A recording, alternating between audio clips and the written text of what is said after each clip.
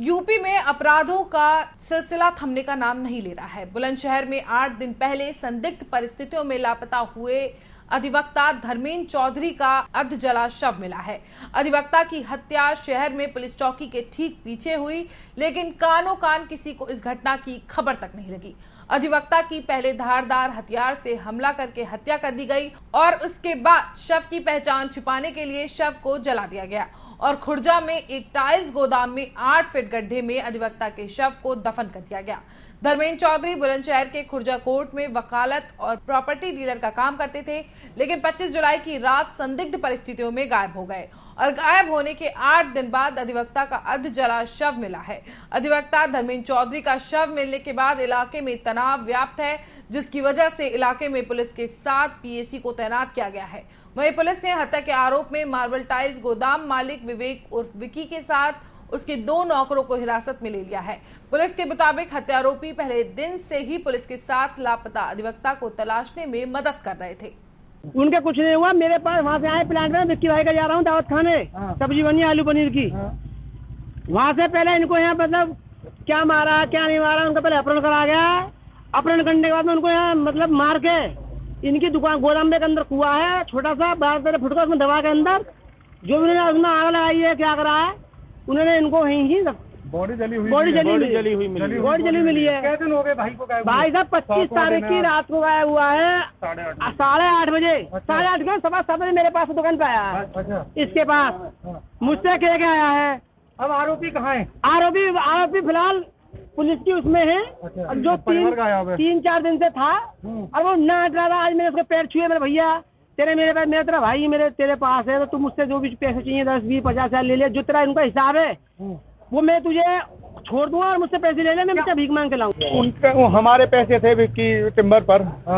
मेरी एक दरख्वास्त है प्रशासन से कि विक्की अकेला नहीं है, जो लोग इसमें इन्वॉल्व हैं उनको सबको सजा मिलनी चाहिए। तो किस तरह से हत्या की गई है? फांसी लगाई गई है, क्योंकि मेरा भाई में कोई शौक नहीं था। कभी मेरे भाई ने सुपारी नहीं खाई, कभी भी नहीं खाई। चक्कू मारे हैं, कोई नशीला पात्र दिया है। जब मेरे भाई को कब्जे में गई, बॉडी किस हालत में मिली? बॉडी बिल्कुल इस हालत में कि देख भी नहीं सकते आप लोग। कितने दिन हो गए गायब हुए? 7 दिन हो गए आज। प्रशासन से मैं यही उम्मीद करूंगा जितनी भी हम इसमें कड़ी जुड़ी हैं उनको सबको सजा मिलनी चाहिए। और सबसे पहली मेरी एक दरख्वास्त है शासन और प्रशासन से कि सबसे पहले इस मार्केट को सीज किया जाए कल सुबह, क्योंकि गांव का आक्रोश और शहर का आक्रोश हम लोग रोक नहीं पाएंगे। हमने 7 दिन रोका है, लोगों के हाथ जोड़े हैं, पैर पकड़े हैं। हमारा निवेदन है शासन और प्रशासन से कि हमारा साथ दें, दोषियों को सजा। देखिए, दिनांक 25 जुलाई की रात को लगभग 11 बजे के आसपास इस थाने पर एक वकील साहब जिनका नाम धर्मेंद्र चौधरी था, जो प्रॉपर्टी का काम करते थे, उनके गायब होने के संबंध में उनके परिवारीजनों के द्वारा थाने पर सूचना दी गई।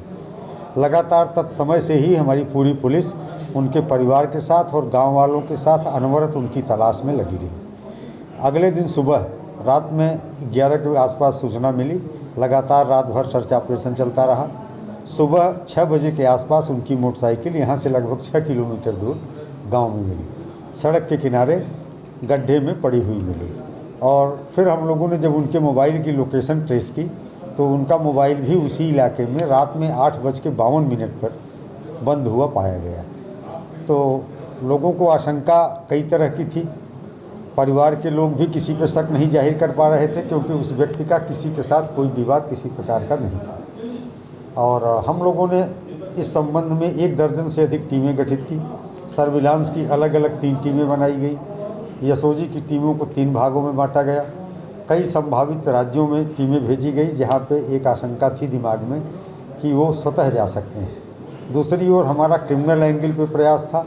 तमाम सर्विलांस और तरीक़ों से जांच करने के बावजूद कहीं से भी कोई क्रिमिनल लिंक इस प्रकरण में मिल नहीं पा रहा था, क्योंकि जो भी स्थिति इनके मोबाइल की थी, जो रूट था और उस रूट पे आने जाने वाले जो लोग थे, उन सब के लगातार सर्विलांस में प्रयास के बावजूद कोई सफलता नहीं मिल पा रही थी।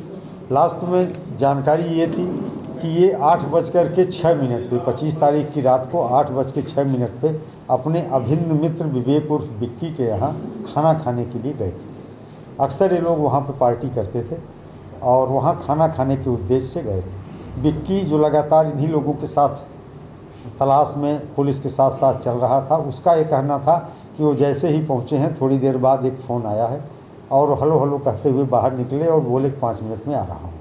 लेकिन जब 2 घंटे तक नहीं आए तो विक्की का कहना है कि हम लोगों ने खाना नहीं खाया और हम अपने घर चले गए अपने दोनों नौकरों के साथ। विक्की का कहना था कि वहाँ पर केवल 3 लोग थे, विक्की, उसके दोनों नौकर और ये धर्मेंद्र चौधरी, जो वहाँ केवल 5 मिनट के लिए आए थे। जितने सीसीटीवी कैमरे पूरे शहर में थे सबका 24 घंटे तक का परीक्षण किया गया। इनकी मोटरसाइकिल किसी भी कैमरे में जाती हुई नहीं दिखाई पड़ी और IDPR, SLID तमाम तरीक़ों से लगातार अन्वेषण करने के बाद हम लोगों ने पाया कि विक्की की लोकेशन दुकान से उसके घर तक थी। जो टाइमिंग उसके द्वारा बताई जा रही थी बिल्कुल सही थी और इनका भी लोकेशन जिस रास्ते से यहाँ से 6 किलोमीटर दूर जहाँ मोटरसाइकिल मिली थी जाना बताया जा रहा था, वो भी जस्ट वेरीफाइड था, लेकिन कहीं CCTV फुटेज नहीं मिल पा रही थी।